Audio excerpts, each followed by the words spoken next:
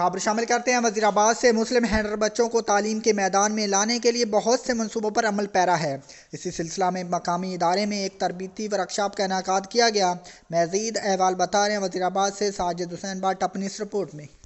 مسلم hands district Gujranwala نے علم possible take a child to school project کے تحت ڈسٹرکٹ ٹاسک فورس کی ایک روزہ تربیتی ورکشاپ کا انعقاد کیا، جس میں ایریا پروگرام مینیجر مسلم ہینڈز وزیر آباد رانا عمر فاروق، پروجیکٹ کوآرڈینیٹر جابر انس، ڈپٹی ڈسٹرکٹ ایجوکیشن افیسر وزیر آباد سید سلطان مظہر، اسسٹنٹ ایجوکیشن افیسر آفتاب صادق چیمہ، محمد عظیم طاہر، ڈاکٹر فرحت دیبا گوندر، اقبال چیمہ، ملک مرید حسین اور دیگر نے شرکت کی۔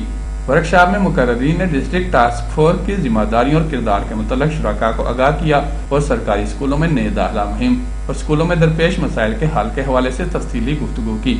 ڈپٹی ڈسٹرکٹ ایجوکیشن افیسر سید محمد سلطان مظہر نے شرکاء سے گفتگو کرتے ہوئے کہا کہ تعلیم ہر بچے کا بنیادی حق ہے۔ انہوں نے مسلم ہینڈز اور چلڈرن گلوبل نیٹ ورک کی کاوشوں کو سراہتے ہوئے ایجوکیشن ڈپارٹمنٹ کے تعاون کی یقین دہانی کروائی اور کہا کہ محکمہ تعلیم ہمہ وقت ڈسٹرکٹ ٹاسک فورس کی معاونت کے لیے تیار ہے۔ کیمرہ ٹیم کے ساتھ ساجد حسین بٹ، سٹی 5 نیوز، وزیر آباد۔